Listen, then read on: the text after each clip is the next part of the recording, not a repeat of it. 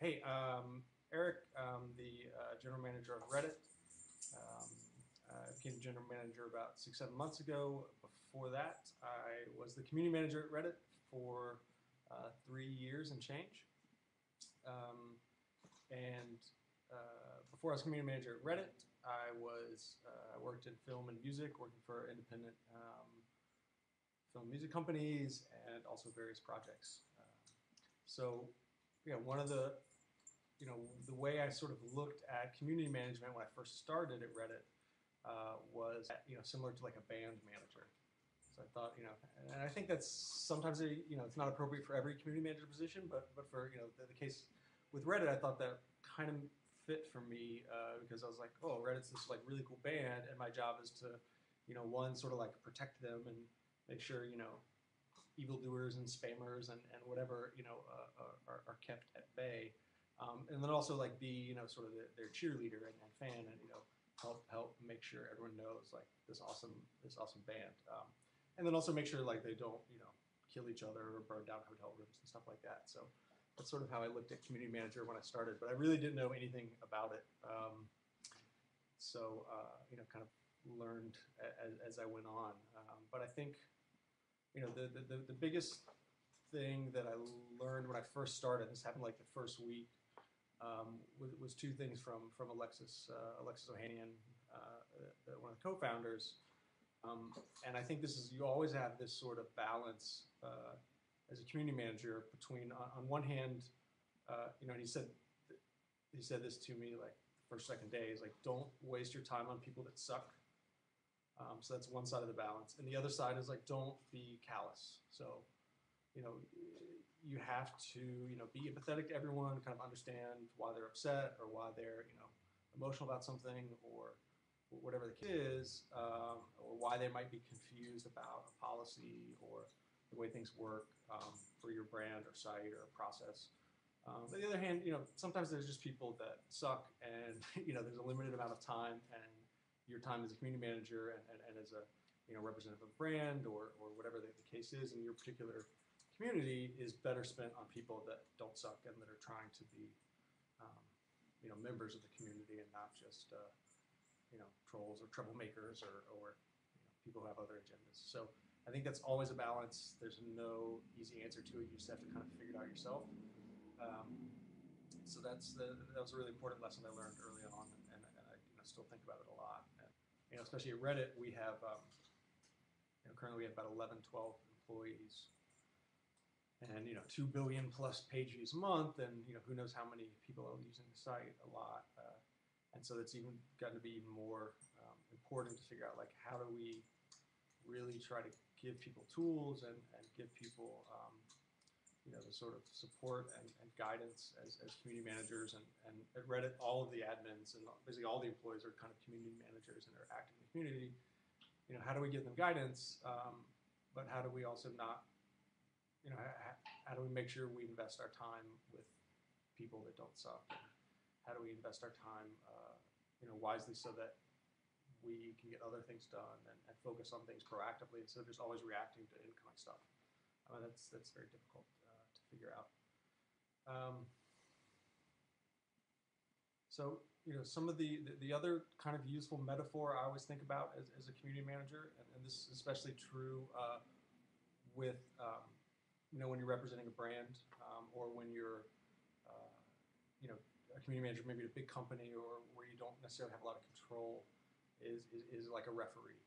So for example, I think, and especially like since everyone's careers and sort of lives are public and online, you have a certain, you definitely have a responsibility to your employer and to the community, but you also have a responsibility like for your own integrity because you can't really ever get that back. And if you're a good community manager, that's going to follow through, any job and any sort of community experience you have. So I kind of think that's like a referee, like, you may be a referee employed by the NBA or the NFL or, a high school league, and they certainly have things they want you to focus on. They may say don't call traveling very much or whatever.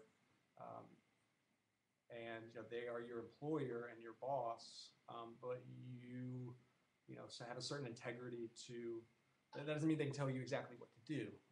You can't go crazy and rogue on your own as a referee, but you also make the calls that you think are right, and everything's not dictated by sort of some sort of corporate decree. So it's a tough balance, and I think thinking about referees in that way, where you're definitely influenced and um, have a responsibility to your employers, but you also have your own integrity and your integrity to sort of do the right thing as the at based on what the rules are, and sort of how to be fair. And it's that being fair part that I think is the most important. And if you're fair, most people will respect that, even if they don't necessarily agree with your decision.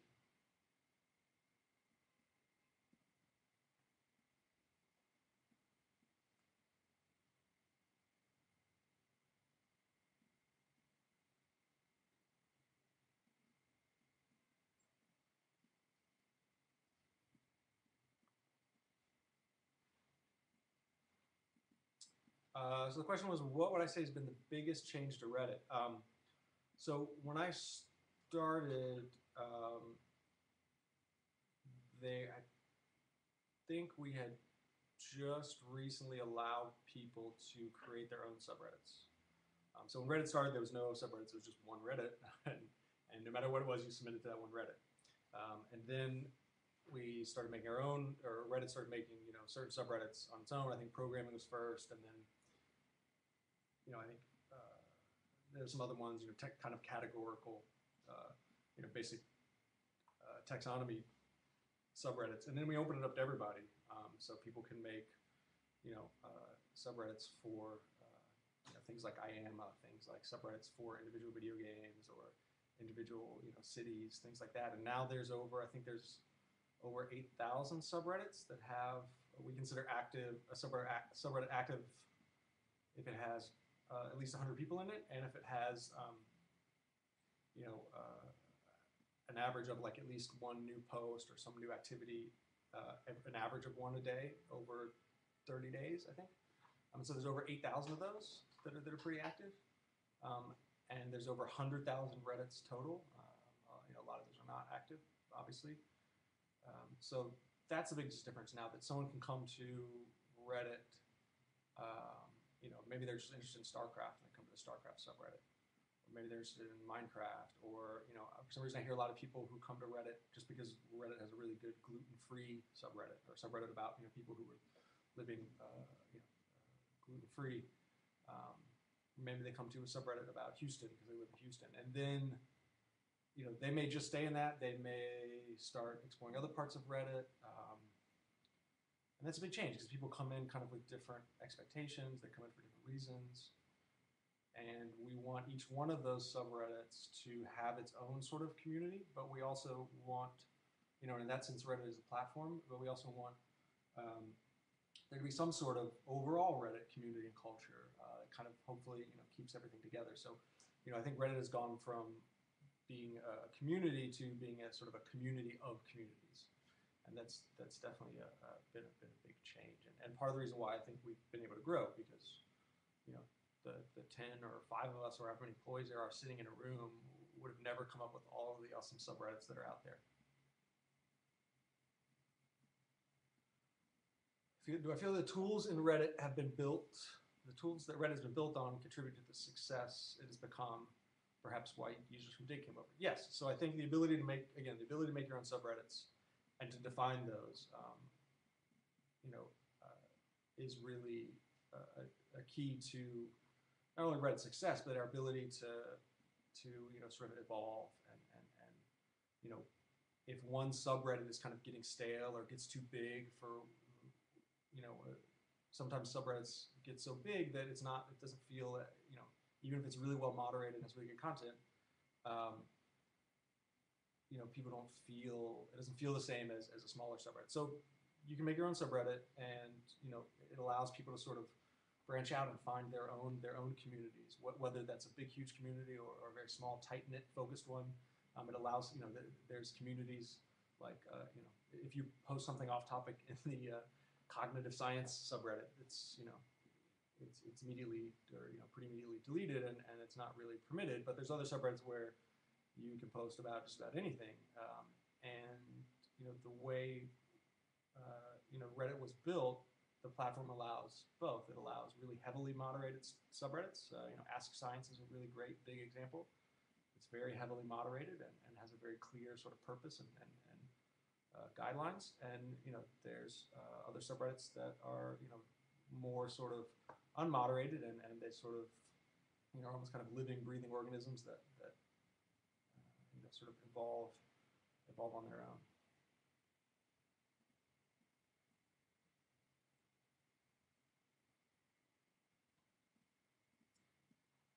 So the question was, what distinguishes the best moderators?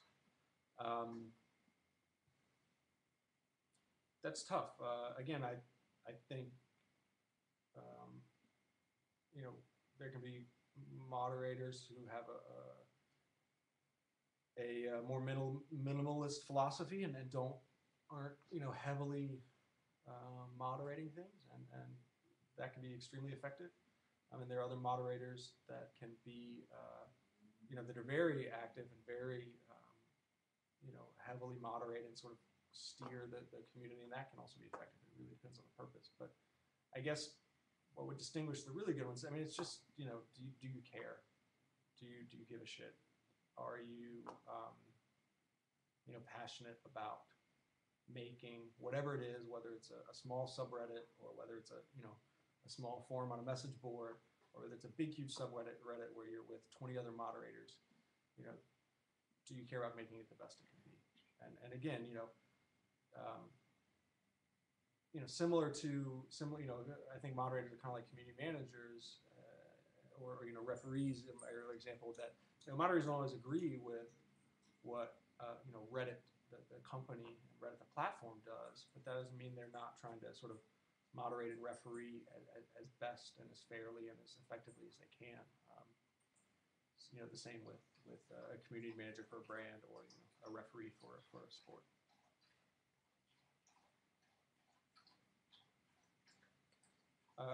So the question is basically how to deal with trolls.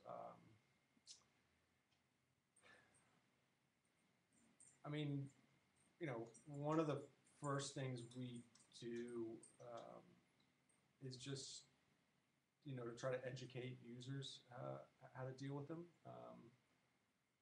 And that could range from, we always try to say, like, don't interact with trolls. If someone's harassing you and attacking you, don't encourage them. Don't feed the trolls, in the classic phrase. So, don't respond to them. Most of them will eventually get bored and leave. Other things that community managers can do, it really depends on what tools you have access to, but, there's certain, sort of technical things that you can do, banning them, warning them, and, similar to what I said before, you have to, as far as trolls, you have to kind of be able to make a quick judgment. Is this troll worth, spending time on, or should they just be banned, or should they just be, something else? Because I think a lot of times, there's definitely some trolls that are having fun and sort of there's a sort of